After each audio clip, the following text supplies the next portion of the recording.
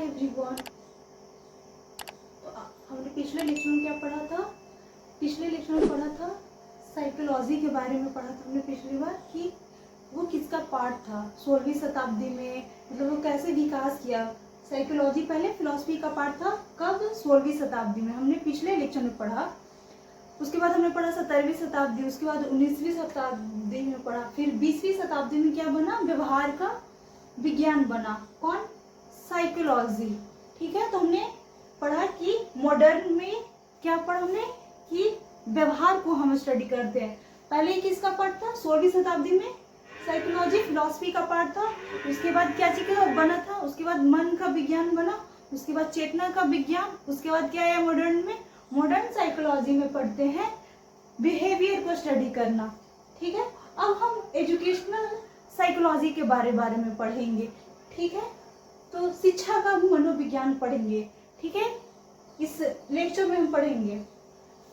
तो शिक्षा मनोविज्ञान क्या है? तो शिक्षा मनोविज्ञान क्या चीज का अध्ययन करता है?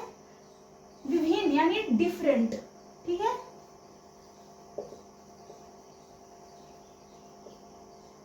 डिफरेंट आयु वर्ग यानी एज। ठीक है, कि लोग कैसे सीखते हैं, डिफरेंट। जैसे बच्चा है तो कैसे सीखता है, जब वो युवा होता है तो कैसे सीखता है, हम इस चीज में पढ़ते हैं एजुकेशनल साइकोलॉजी में।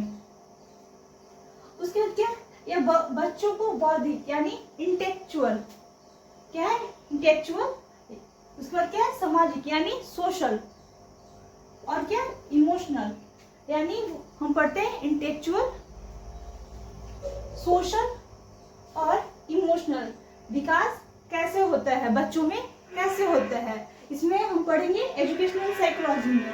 ठीक है, यानी ये स्टडी करता है, यानी ये अध्ययन करता है डिफरेंट एज के बारे में। बच्चों मतलब बच्चे में कैसे सीखते हैं, युवा होता है तो कैसे सीखते हैं, ये स्टेज के बारे में कि आप डिफरेंट स्टेज में कैसे सीखते हैं।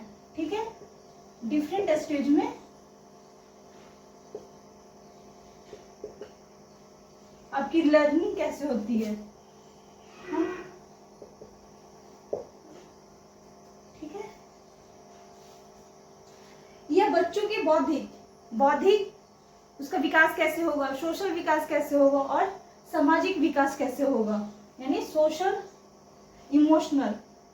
ठीक है, अब शिक्षा दो तरीके के, एक लर्निंग, एक क्या होता है, एक टीचिंग और दूसरा लर्निंग। टीचिंग में क्या होता है?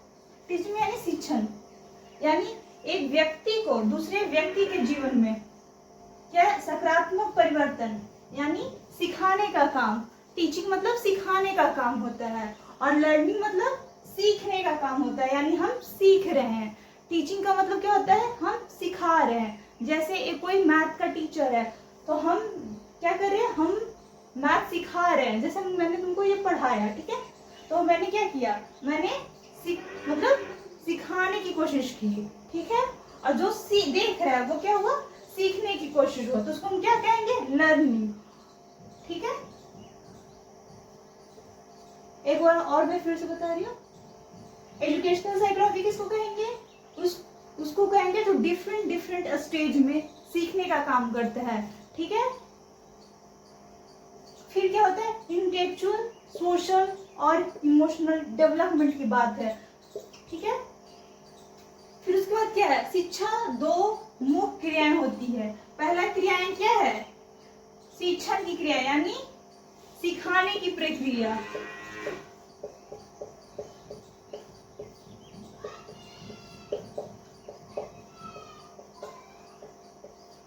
सिखाने की प्रक्रिया। ठीक है, जैसे आपको टीचर कोई सिखा रहा होता है, आप सीख रहे हो, तो आप क्या होगा? आप जो सीख रहे हो वो क्या हुआ? लर्निंग हुआ। और जो टीचर सिखा रहा क्या हुआ? टीचिंग हुआ।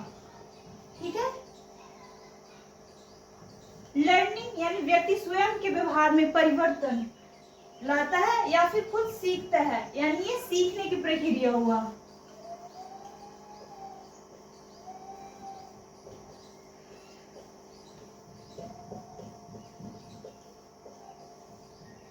ठीक है, तो हम एजुकेशनल साइकोलॉजी में यही पढ़ेंगे। हमें बस पढ़ना है कि कि बच्चा डिफरेंट स्टेज में कैसे कैसे डेवलप करता है, इमोशनली, साइकोलॉजी, इंटेलेक्चुअली, ठीक है।